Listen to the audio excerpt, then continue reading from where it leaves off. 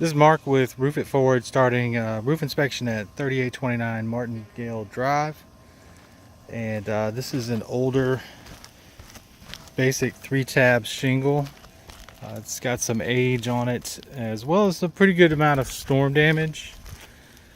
I'm going to kind of start over here where I first came up. I went ahead and marked a few things. But this roof does have wind and hail damage on it.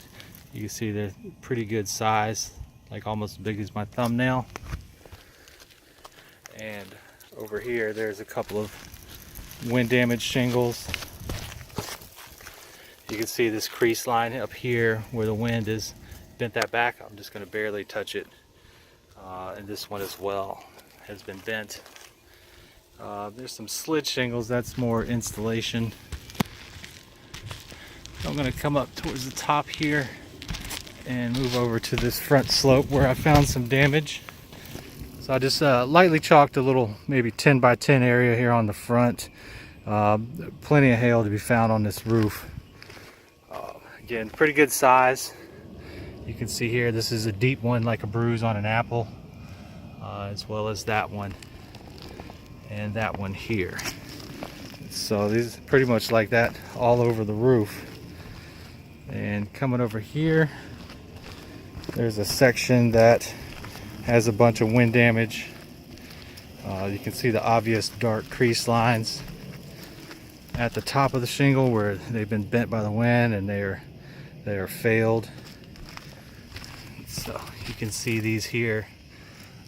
You can see the crack where you can see the fiberglass right there on that one. So again, just gonna barely touch that one. And that one has wind on it as too, wind damage. Coming up over on this side, that pipe boot is dry rotted and cracked, so that is something that needs to be addressed. I think there's some creased shingles on this side too, down there. You can see the dark lines. None have been blown completely off that I see, but there's a lot that are just barely hanging on.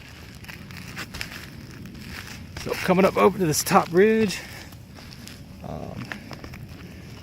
here's a section on this back. Some more wind damage where these have been blown and slid loose here. And you can see the felt paper underneath it. That's another pipe boot that has some issues. But alright, also I chalked a couple of these attic vents, and you can see how well the hail hits show up. Pretty good size, like here and this big ding there.